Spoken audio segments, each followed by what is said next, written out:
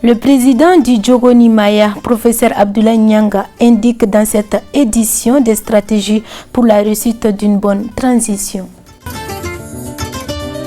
On n'a pas besoin de l'homme fort après la transition. Il suffit que les Maliens comprennent que personne d'autre ne viendra régler le problème du Mali à notre place, selon Mohamed Cherif Haïdara. Merci à vous d'avoir choisi LTV pour vous informer, chers téléspectateurs. Bonsoir à tous et bienvenue. Je le disais dans les titres, le président de la transition, le colonel à la retraite Mbadao, a besoin, selon le président du Jogoni Maya, le professeur Abdoulaye Nyanga, de prendre une ordonnance avec les secrétaires d'État avant de composer le gouvernement en organisant une session extraordinaire afin de prendre certains décrets. Il est au micro de Seydou Sidibé et Roger Kanouté.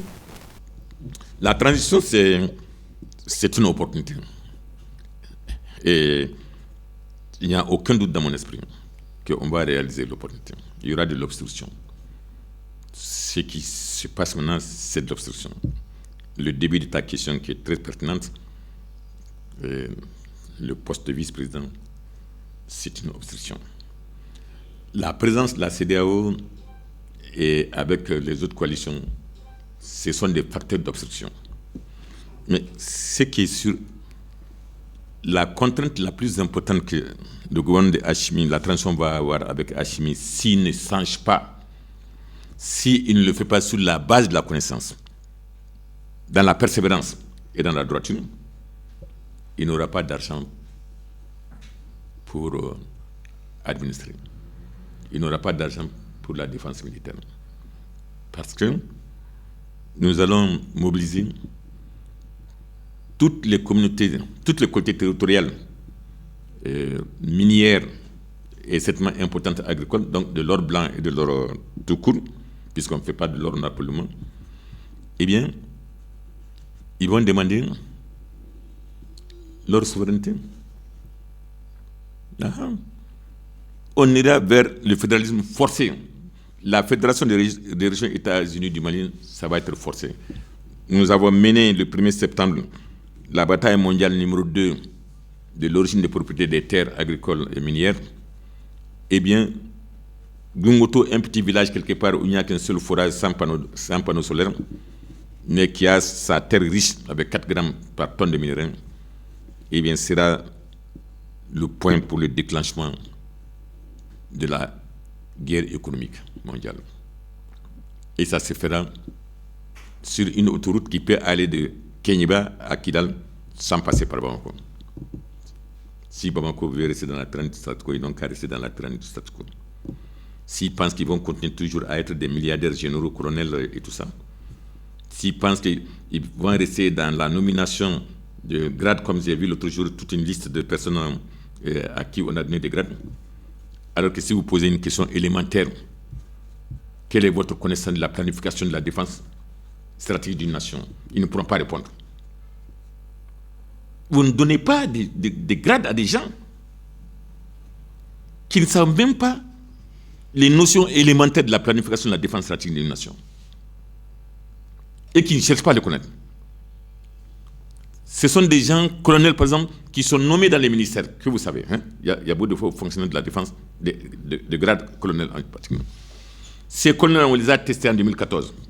Sur une trentaine, il n'y avait personne pratiquement qui connaissait comment il a été nommé, sur quelle base il a été nommé. Vous voyez comment c'est dangereux. C'est-à-dire on a nommé des colonels dans les ministères, au niveau de l'Assemblée nationale, et même au niveau du cabinet de défense du président de la République. Ils ne savaient pas ce que c'est la planification de la défense stratégique de la nation. Comment, si vous n'avez pas défini les responsabilités futures des postes, mais vous allez prendre des gens là qui ne savent même pas pourquoi on les a nommés. Donc, on donne un avertissement sérieux à Bandao. Il a des qualités. Il doit rentrer dans la mutualisation de connaissances, dans la persévérance de la droiture. Il ne le fait pas à Tolamba Konafli. Et il n'y aura pas, cette fois-ci, de temps de repos. L'avantage de la rébellion ou de la révolte avec M5 l'a fait parce que nous, Dara Oussara, ils n'ont pas fait parce qu'ils veulent que toi, tu aies de l'emploi. Ils ne vont pas pour que toi tu rentres dans la richesse. C'est la maison à Tarimaïga qui voulait protéger. Ce sont des enfants, avec les Ibeka, ils sont de même père et de même flavla comme nous. Nene goto baba goto. Donc quand ils sont nene goto baba goto, toi-même tu comprends ça. Eh bien, ils ne pouvaient pas vous amener de bonheur. C'est pourquoi il y a le jeune Clément qui dérange, mais il avait le choc sur le système. Et c'est bien. C'est bien. Il y a une stratégie pour le Mali aujourd'hui à vendre au reste du monde.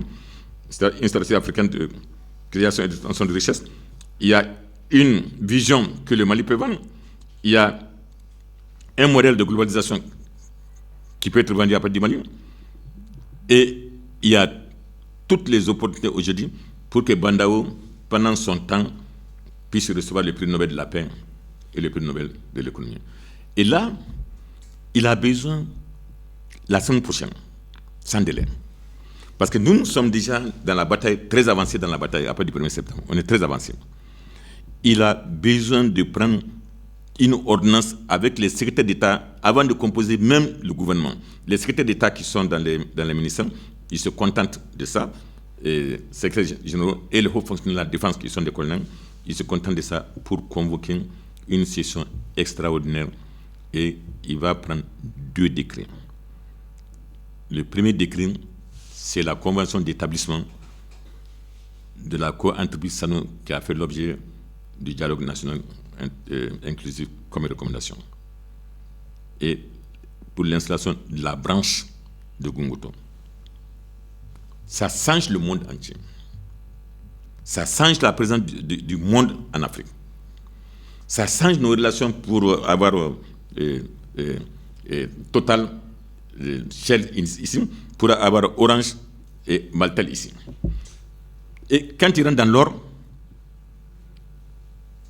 comme c'est planifié, on sort du CFA. Parce qu'il y a un programme d'urgence économique que nous avons défini, économique, social.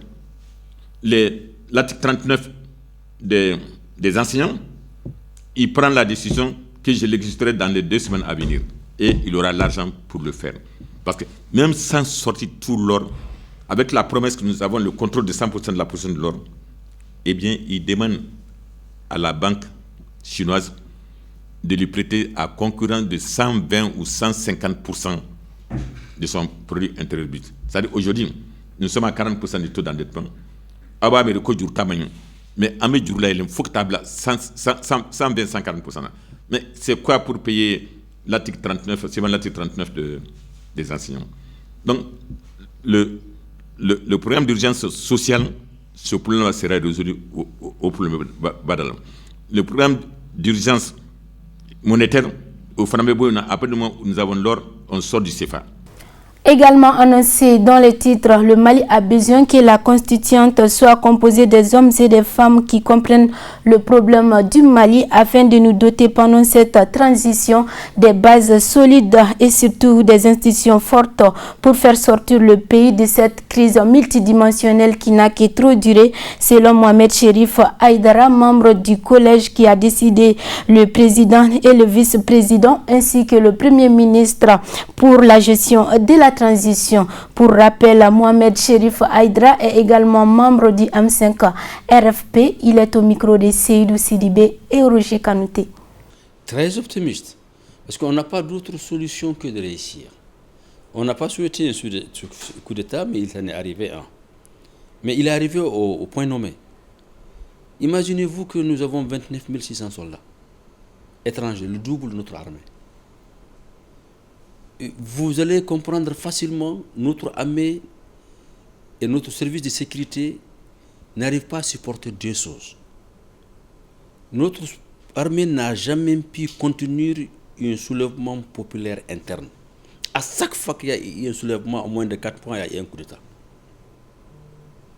C'est ce qui est arrivé en 91. C'est ce qui est arrivé en 2020. Mais à chaque fois, notre armée au front a eu une pression, il se replie à Bamako, il faut un coup d'État, ce qui est arrivé en 2012. Donc, pour répondre à votre question, cette transition peut réussir parce que les Maliens sont constants aujourd'hui, conscients plutôt, avec l'aide de l'accessibilité de l'information par le réseau, et vous, la télé, et ils ont compris qu'il nous faut un nouveau Mali. Il nous faut un Mali avec une constitution au sein de laquelle tout le monde va se reconnaître comme étant malien tout court. Badaou et le vice-président Goïta, j'ai fait partie de ceux qui l'ont désigné. J'ai fait partie de ce collège. C'est un homme intègre, c'est un homme digne, honorable. C'est un homme qui n'accepterait ni compromis, ni compromission. Et à ce stade de Mali, c'est un homme comme ça qu'on a besoin. Et Goïta est un jeune officier qui s'est assis, qui a réfléchi pour dire on ne peut pas faire autrement que d'agir. Mais en agissant, ça sent très bien qu'on ne peut pas prendre le règne de pouvoir, compte tenu de complicité, compte tenu de multiplicité de problèmes, compte tenu de notre appartenance à la communauté internationale et de la CEDEAO et de moi. Donc, il fallait trouver un homme consensuel. Ça a été Badaou. Et c'est nous qui avons demandé qu'il y ait un vice-président militaire. Et le premier ministre qui a été choisi, c'est un duo, c'est un triplé qui pourra marcher. C'est triumvirat. C'est de ça que le Mali a besoin. Badaou, aujourd'hui, il nous mettra sur un chemin pour mettre des institutions fortes. M. Wan n'est pas un politicien. M. Wan a servi pendant des années aux Nations Unies. M. Wan a géré notre politique extérieure pendant 7 ans. Donc, c'est quelqu'un de calme, d'humble, d'une grande capacité d'écoute. C'est quelqu'un d'effacé. C'est quelqu'un qui aime profondément le Mali. Et je peux vous dire ces trois, il suffit que les Maliens comprennent que ce n'est pas quelqu'un d'autre qui viendra régler le problème du Mali à notre place. Il suffit que la constitution soit composée des hommes et des femmes qui comprennent le problème du Mali. Ils vont pouvoir nous doter, pendant cette transition, de bases solides, des institutions fortes. C'est de ça qu'on a besoin. On n'a pas besoin d'un homme fort après cette transition. Ainsi prend fin cette édition d'information. Merci à vous de l'avoir suivi et bonne suite de programme sur La Liberté Télévision.